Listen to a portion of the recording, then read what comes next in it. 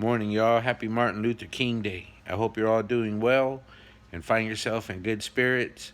Hopefully, about to give back to your community in remembrance of Dr. King.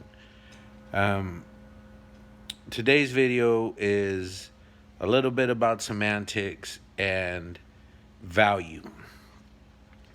So, I think I might have even told some of the stories I'll tell in here in a past video, and I think it's a pretty good war story. Um, Today I was called a snob because, I told someone, don't get me nothing from there. I don't want that stuff. It's cheap.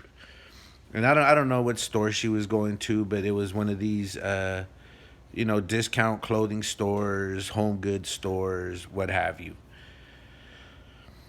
And I got called like a snob for saying, "Yeah, I don't want nothing from there. You're not doing me any favors by bringing me stuff from there." And and then I was called that, right? But here's the thing. I have absolutely zero shame about saying I shop at thrift stores. I have no shame at work when I would be complimented on an outfit to say, "Oh, I got this at the Goodwill." I will shop at the Goodwill and I will shop at the thrift store. I haven't in a while because the best ones closed down once the neighborhood gentrified. I guess they didn't want thrift stores there, they wanted boutiques that the people who are still there can't afford to go to, so they move out to places more affordable to them. And so I don't think I'm elitist because, again, I don't care about wearing secondhand clothes as long as they were good quality initially. One time I bought this shirt at the swap meet. It was a designer brand, and I thought I was cool wearing a designer brand, even though it was from the swap meet and a bootleg. I washed it one time, and the collar went from here to here. It looked like I had a V-neck and was trying to show some cleavage or some shit.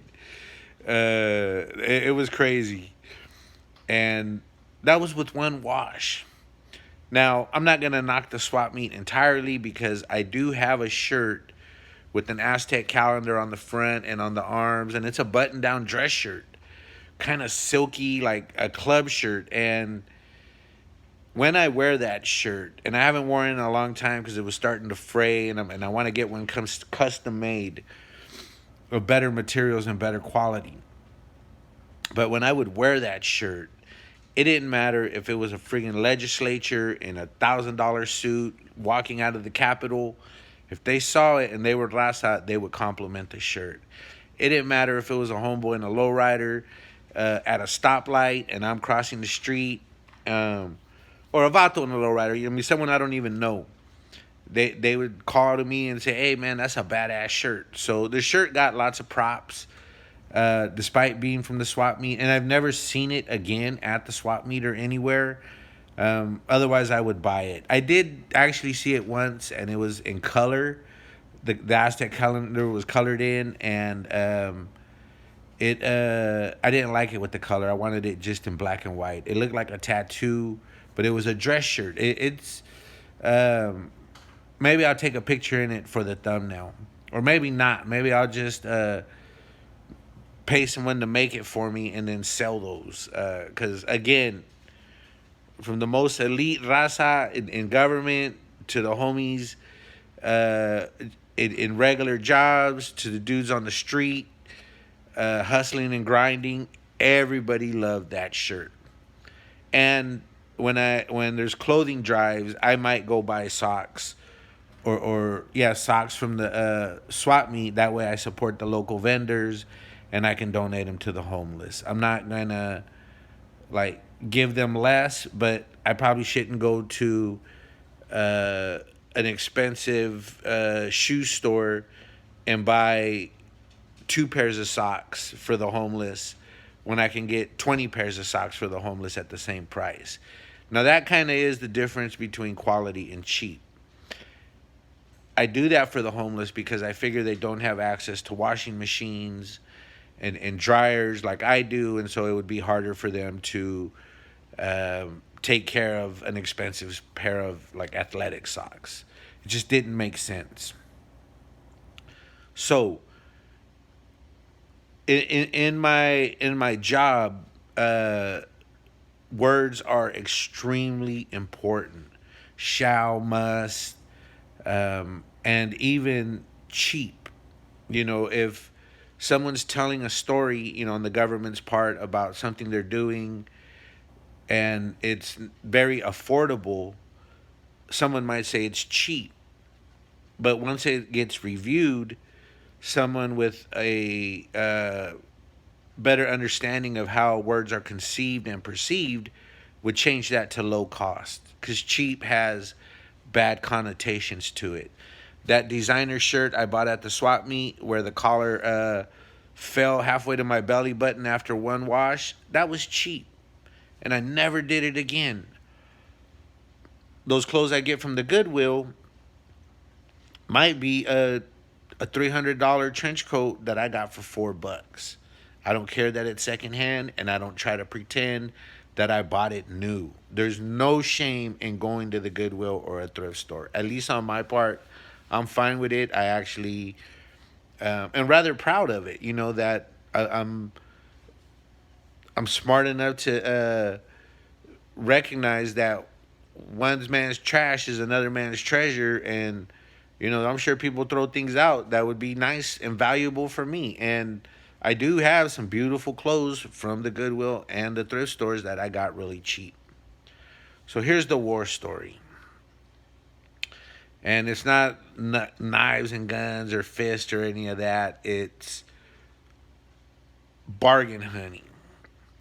So I had a friend. She's still my friend, and she's a scientist. She's a little bit older, probably like 55. She's Chinese, and then she had two other friends that were also Chinese, and I got along excellent with all three of them.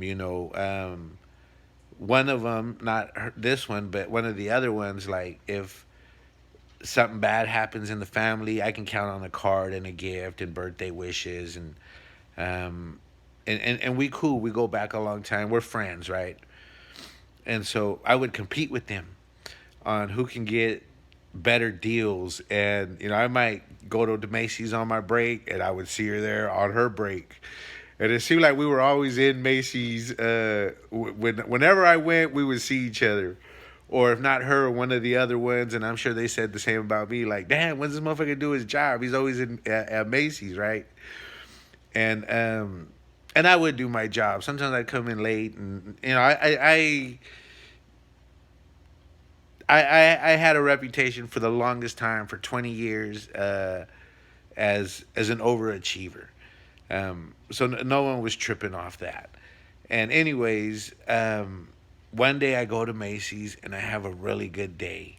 My mom always taught me to look for quality stuff at discounted rates rather than buying cheap stuff at cheap rates. In Mexico, there's a saying, compra barato, compra cada rato, which means you buy often. No, you buy cheap, you buy often because it breaks, and then you got to replace it, and then it breaks, and then you got to replace it, and eventually you might end up even paying more than if you would have just paid a lot in the beginning. I'll give you an example. Bike pumps for the bike. We were riding a lot of. I was riding my bike a lot. My kids were riding bikes a lot. We were just always riding bikes, and my one of my relatives would give me a pump, and it would break because it was cheap. He would buy a whole bunch of cheap ones, and so I'd go through five of them, and then I'd buy another little one, and it would just break. The stress on the pump, there would be leaks. You'd have to need a hose. And one day I just went to this place, a bike shop where triathletes buy bikes, and they have bikes that are $10,000, $15,000 there, right? Not they got cheaper ones, but they have them as high as that. And so I bought one of their pumps, and it was like, wow, expensive for a bike pump. But 10 years later, if it breaks, I can go back to that store, give it to them, and they will give me a brand new pump, no questions asked, because I paid for a brand that stands behind their quality with a lifetime guarantee, no questions asked. And so what I spent on that pump, although it was an awful lot for a bike pump, was probably around the same I had spent on all these cheap pumps that would just keep breaking. And and if I stuck in that mindset, I would probably be 4 times over what I spent on a pump that has never broken. But the store is still there; they'll honor it, um, because that's you were paying for quality, and you can find quality in thrift stores, in Goodwills. Um, you just gotta look. You can't be impatient. You have to take your time. Back to my war story.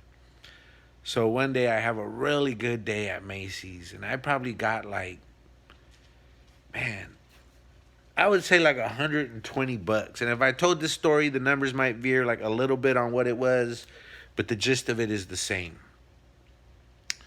Yeah, I probably got like $120 worth of clothes for maybe like $7 or $8, which is huge. And these are like nice name brand clothes. There was some Abercrombie and Fitch pants, uh, some Ralph Lauren pants, and some of this stuff. Actually, no, I take that back. That was stuff I got at the Goodwill, brand new with the tags, hella cheap, and they weren't even for me. They were just to send to people in Mexico.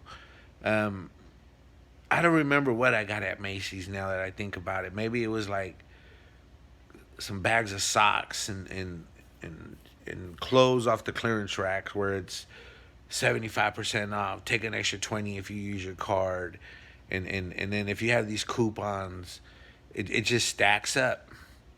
And so I get back to work and I take a picture of the receipt and I send it to my friends. These three Chinese girls, ladies, women, and they're all scientists. And I'm like, yeah, that's how you do it. You're trash talking that I had beat them because we would always talk about who could get better deals. It was an ongoing part of our friendship that we would compete to see who got the best deals. And if I scored into Goodwill, I would come to them and show them, look what I got. And they'd be like, oh, that's hella cool. And they're looking at the stitching, the buttons, the quality of it, and making a determination as if to whether I'm penny wise. And when I sent that receipt that I was so proud of, I mean, $7-8 for $120 worth of stuff at Macy's, that's good quality stuff, was pretty a big accomplishment for me. And she friggin' sent back a picture with her receipt, and it was maybe like, I think 110, 118. It was a little bit less than me, but she'd only paid like $1.10 for that shit. For over $100 worth of clothes, she had spent like $1.10. And so that's low cost. It's not cheap. The stuff we got, you could wear for a long time and it's not gonna wear out. You don't have to replace it because you washed it and all the elastic like wore out, and now your socks, you pull them up, walk half a block, and they're saggy. You don't want that shit, and you don't have to have it, and you don't even have to spend more. You just have to know how to shop, and that's the message today. One, words have a lot of meaning. Cheap means not that you paid a little bit for it, but that it's low quality. Low cost can mean that it is high quality and you still paid a little bit for it. So words have meanings. Meanings are important. If you learn to use your words properly, you will reach a wider audience, I think. And if you are patient in how you shop, um, you can you can really make a buck go a long way. And that said, as well, in addition to the shirt, recently I went to this like store that sells hood gear, so to speak. It was next to, I was waiting for some tacos at the place I regularly get the ranchera marinated to grill. Shout out to Carniceria Lopez. That's where I go get my ranchera. So I go next door to this place. I think it's called Fashion City, and I'm just like peeking around, and I saw this hoodie that had like a baker, and he's got little X's on his eyes, and it says baked goods on the bottom. And this is a little hood store, and I got a little hoodie, and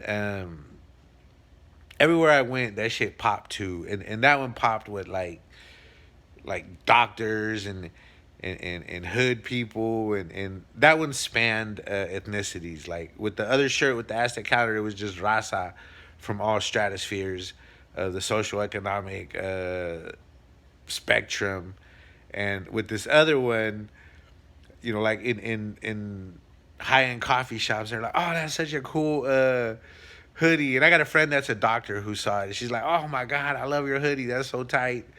So, not saying yet, these hood places don't have their gems, but you just gotta look for them. You gotta look for them, and make sure that you're trying to get the most value for your dollar. Um, because a fool and his money are soon parted. Don't be a fool. Much love. Have a great day. Happy Martin Luther King Day. I really hope you guys go do something for your community, even if it's just pick up the trash on your street. You don't got to go do anything organized.